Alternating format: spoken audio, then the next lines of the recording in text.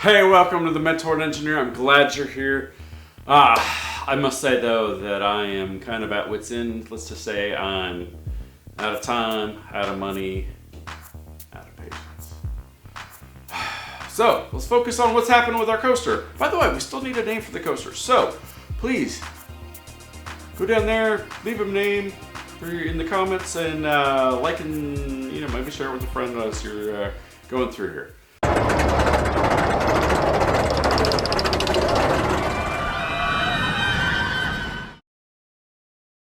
I want to celebrate those that are members here and support the channel. Your contributions help keep this channel on the air and growing and getting better and better every day. So this month we are celebrating the following people: Decker, Hendricksana, Sandeep, Kitsune, Princess Danger. Thank you for your contributions. We really appreciate them here. Alright, so for those of you who are not members, if you would like to join, just scroll down a little bit and click that join button. We got 3 different levels for you. Please select the one that was right for you. Now, let's get on with the show. So, let's talk about what has gone right and what has gone wrong with our coaster Tilley's Terror. Alright, so first thing, I mentioned last time we reprinted the drum to be in 8 pieces, and it is working spectacularly. So, couldn't have asked for more with that. Excited to see that that is working. No creaking, no nothing. Man, could be the best thing on the coaster right now. Alright, the next thing is we got some good launches in there. Woo! Not the most exciting launches, but it did launch. It did push the cart. It was very repeatable behavior, and we were able to keep the catch car from hitting the end of the track.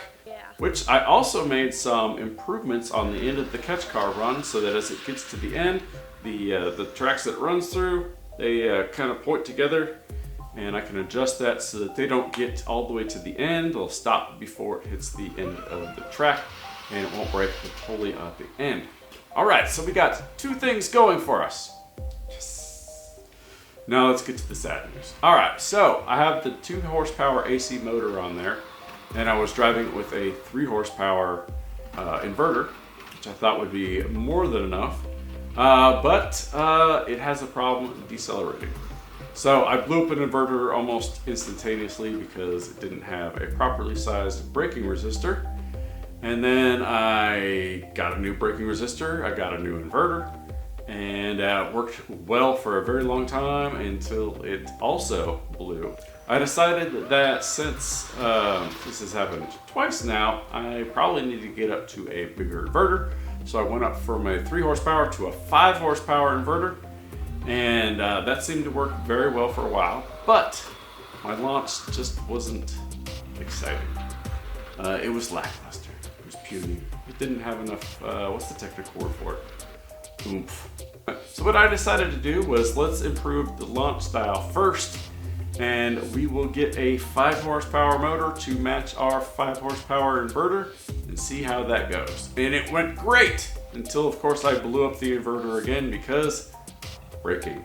All right, so we have a braking problem. You could say my brakes broke. No, God, please, no, no.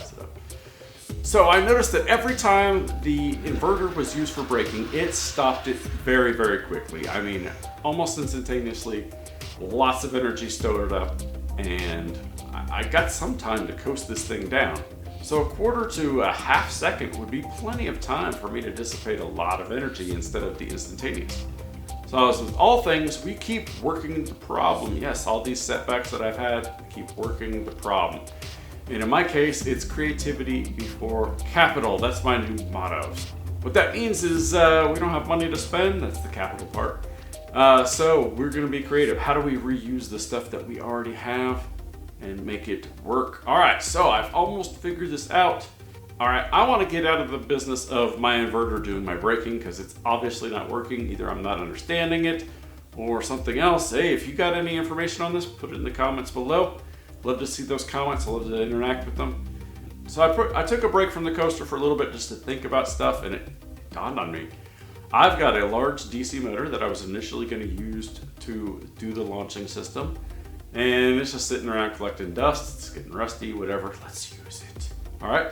So if I take a DC motor and I spin it, it spins like normal. When I tie the two wires together, the two leads, hey, it doesn't spin very well. It spins very hard. So that's a break. Woo! I got a break. So now what I can do is I can let my motor coast down. All right, so with my DC motor, so I'm gonna go ahead and install it like what you see here. I'm gonna put another pulley on the drive shaft, and I'm gonna put a hinge that mounts a board that mounts the motor, and the weight of the motor will keep the V-belt tight. I got almost all that stuff sitting around. What I'll do is I'll end up telling the inverter to have the motor coast down, and then at the same time I'll have a relay kick on the braking system that'll just close a relay over those two wire leads. Now I know that just tying those two wires together right there is gonna stop that abruptly as well, and I want it to coast a little bit more. So I did a little experiment with this old train speed controller. It's basically a wire round resistor that has goes from 0 ohms resistance to infinite. So I found out that about 1 to 2 ohms is the range that I want to have my motor resisting it. So I went onto Amazon and found 200 feet of speaker wire, which is really doubled wire, so it's 400 feet. And that has a resistance of about 4 ohms. So now my total resistance is about a little over 5 ohms. So I went with speaker wire because I don't want any problem with inductance if I keep it coiled on the spool.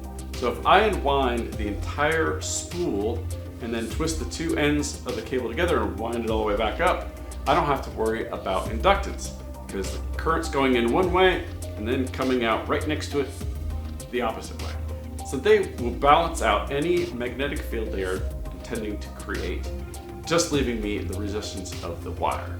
The other thing this allows me to do is I can run this wire directly into my control box where I can put a normal sized relay in there and have that neatly done in my control box.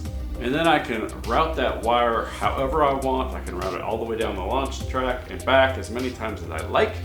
And then I can just keep snipping off wire until I get to the resistance that I like.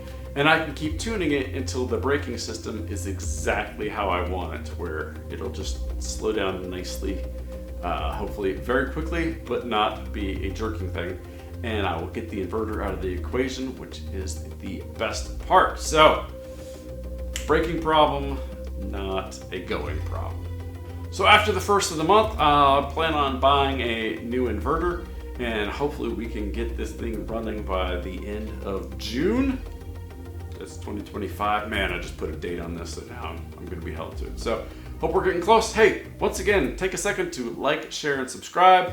Put your comments down below on the, inverter blowing up, name for the coaster, all that fun stuff. So appreciate your help. Appreciate your comments in advance. Thank you. Have a wonderful day.